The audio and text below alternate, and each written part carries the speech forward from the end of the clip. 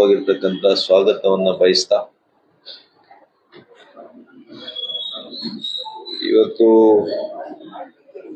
ನಾಳೆ ಕಾಂಗ್ರೆಸ್ ಸರ್ಕಾರ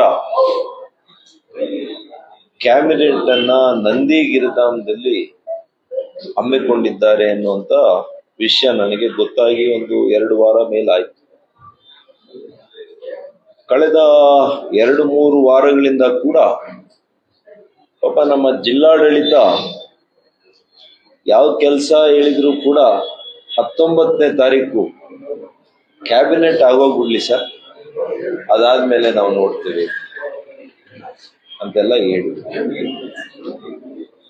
ನಾನು ಇನ್ನೇನು ಕೆಲವು ಕ್ಷಣಗಳಲ್ಲಿ ನಮ್ಮ ಪತ್ರಿಕಾ ಭವನಕ್ಕೆ ಬರೋದಕ್ಕೆ ಮುಂಚೆ ನನಗೆ ಗೊತ್ತಂತ ಕ್ಯಾಬಿನೆಟ್ ಸಂಪುಟ ದರ್ಜೆ ಸಂಪುಟ ಸಭೆ ಏನಿದೆ ಅದನ್ನ ನಂದಿ ಬೆಟ್ಟದಲ್ಲಿ ನಿರ್ವಹಣೆ ಮಾಡೋದಿಲ್ಲ, ರದ್ದು ಮಾಡಿ ಬೆಂಗಳೂರಿನಲ್ಲೇ ಮಾಡ್ತೀವಿ ಅಂತ ಏನೋ ವಿಷಯ ಬಂದಿದೆ. ಅದು ನಿಜಾನ ಇಲ್ವಾ ಅಂತ ತಾವು ಮಾಧ್ಯಮ ಸ್ನೇಹಿತರು ನನಗೆ ಹೇಳ್ಬೋದು.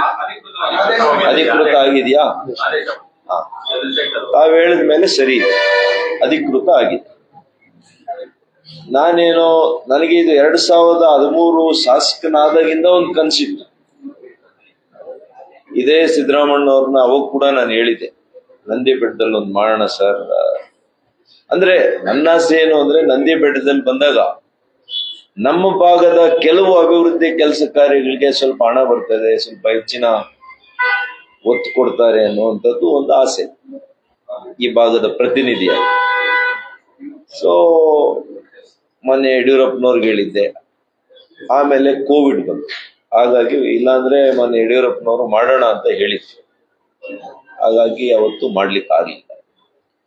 ಈಗೇನೋ ಮಾಡಿದ್ದಾರೆ, ಬಹಳ ಸಂತೋಷ ಆಯ್ತು. ನನಗೆ ಮೊನ್ನೆ KH ಮುನಿಯಪ್ಪನವ್ರು ಹೇಳಿದ್ರು, ಇಲ್ಲಪ್ಪ ನಾನು ಹೇಳಿದ್ದೀನಿ, ಮಾಡಿಸ್ತಾ ಇದ್ದೀನಿ, ಒಳ್ಳೇದಣ್ಣ, ಇದು ಒಳ್ಳೆ ತೀರ್ಮಾನ ತಗೊಂಡಿದ್ದೀರಿ. ಅದ್ರ ಜೊತೆಗೆಲ್ಲ ನಮ್ಮ ಭಾಗದ ಏನೆಲ್ಲ ಕೆಲಸ ಕಾರ್ಯಗಳು ಮಂದಗತಿಯಲ್ಲಿದೆ, ನಿಂತೋಗಿದೆ, ರದ್ದಾಗಿದೆ ಅಂತದನ್ನೆಲ್ಲ ನೀವು ಸ್ವಲ್ಪ ಕೈಗೆತ್ಕೊಳ್ಬೇಕು ಅಂತೇಳಿ ನಾನು ಸ್ವಾಗತ ಮಾಡ್ತೀನಿ. ನನಗೂ ಯಾವುದೇ ಪಕ್ಷದ ಸರ್ಕಾರ ಇರಲಿ, ನಮ್ಮ ಸರ್ಕಾರ, ರಾಜ್ಯ ಸರ್ಕಾರದ ಸಂಪುಟ ಸಭೆ ನಮ್ಮ ಜಿಲ್ಲೆಯಲ್ಲಿ ನಮ್ಮ ನಂದಿಗಿರಿಧಾಮದಲ್ಲಿ ಆಗುವಂಥದ್ದು ಸಂತೋಷಕರ, ಸ್ವಾಗತಾರ್ಹ ಅಂತ ನಾನು ಅನ್ಕೊಂಡಿದ್ದೆ. ಇವತ್ತು ಹಠಾತ್ ಆಗಿ ಅವರು ಕೊನೆ ಕ್ಷಣದಲ್ಲಿ ನಾಳೆ ಇರೋ ಇವತ್ತು ಕ್ಯಾನ್ಸಲ್ ಮಾಡಿರೋ ಉದ್ದೇಶ ನನಗೆ ಗೊತ್ತಿಲ್ಲ. ಇದು ನಮಗೆ ಬೇಸರ ತಂದಿದೆ. ಇದು ಖಂಡಿತವಾಗಿಯೂ ನಮ್ಗೆಲ್ಲ ಕೂಡ, ಬಹುಶಃ ಕಾಂಗ್ರೆಸ್ನ ಪ್ರತಿನಿಧಿಗಳು ಈ ಜಿಲ್ಲೆಯಲ್ಲಿ ಇರ್ತಕ್ಕಂಥವ್ರಿಗೂ ಬೇಸರ ತಂದಿರ್ಬೋದು ಅಂತ ತಿಳ್ಕೊಂಡಿದ್ದೆ.